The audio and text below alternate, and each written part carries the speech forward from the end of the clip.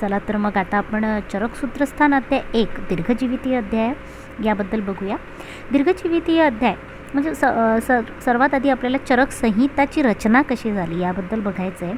तर चरक संहितेमध्ये सगळ्यात पहिले आत्रेय पुनर्वसू यांनी उपदेश केलेला आहे त्यांच्या शिष्यांना, हे आपल्याला माहिती आहे.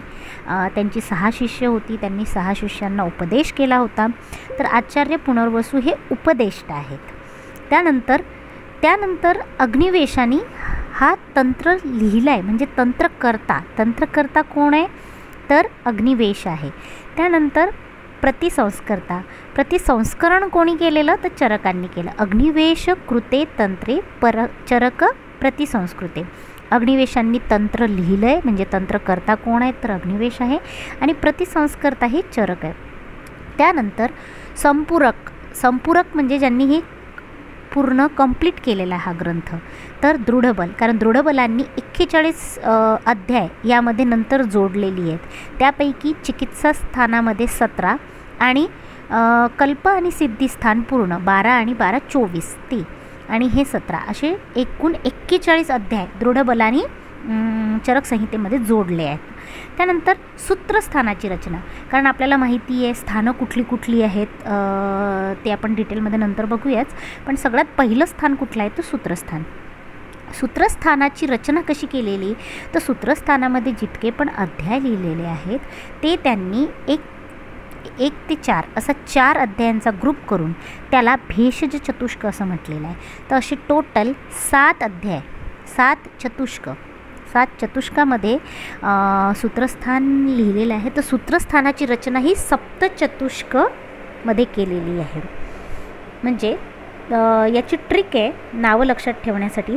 भैंसने कराया अन्नपान, तुम्ही बघू शकता इथे या ठिकाणी एक लिहिलेलं आहे.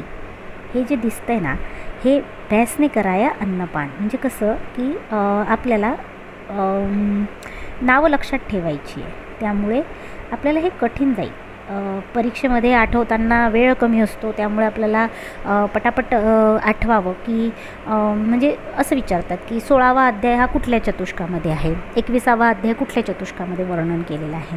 तर त्यावेळेस आपल्याला हे लक्षात राहावं यासाठी आपण यांना सिक्वेन्सने लक्षात ठेवतो. भैंसने कराया अन्नपान, BSNKRYA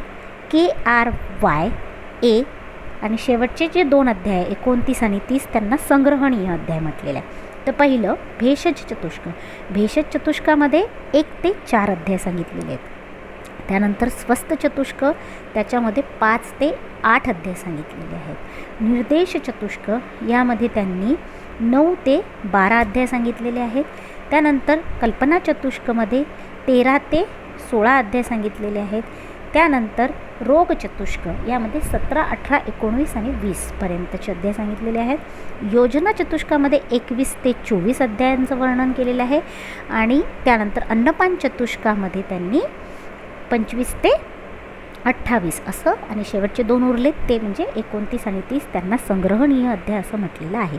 त्यामुळे ह्या टॉपिकवरती जेव्हा MCQs येतात त्यावेळेस आपल्याला सगळी चरक संहितेमध्ये जितकेही अध्याय आहेत ते सिक्वेन्सने पाठ असणं फार आवश्यक आहे.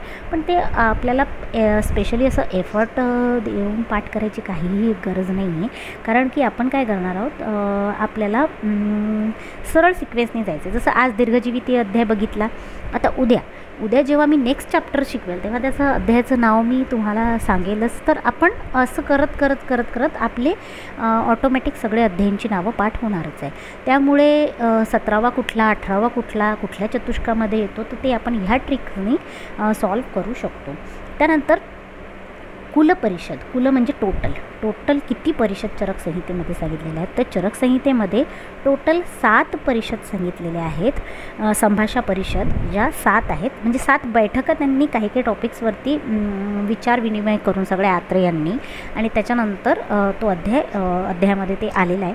तर इथे पण MCQ विचारतात की सपोज सूत्रस्थानामध्ये चरक संहितेत सूत्रस्थानामध्ये किती संभाषा परिषदेचं वर्णन आहे. आपल्या डोक्यात असतं की 7 आहेत, पण नाही. क्वेश्चन काय आहे की सूत्रस्थानामध्ये ह्या चार्टनुसार फक्त 4च परिषद ह्या वर्णन केलेले आहेत. तर सूत्रस्थानामध्ये 1, 12, 25 आणि 26 अशी 4 परिषद सांगितलेली आहे. शारीर स्थानामधले सिक्वेन्स लक्षात ठेवताना इझी आहे. 1, 12, 25, 26 सूत्रस्थान. शारीर 3 दुणे 6, 3 आणि 6 आणि त्यानंतर सिद्धिस्थान. सिद्धिस्थानामध्ये 11वा अध्याय जो आहे त्याच्यामध्ये परिषदांचं वर्णन केलेलं आहे.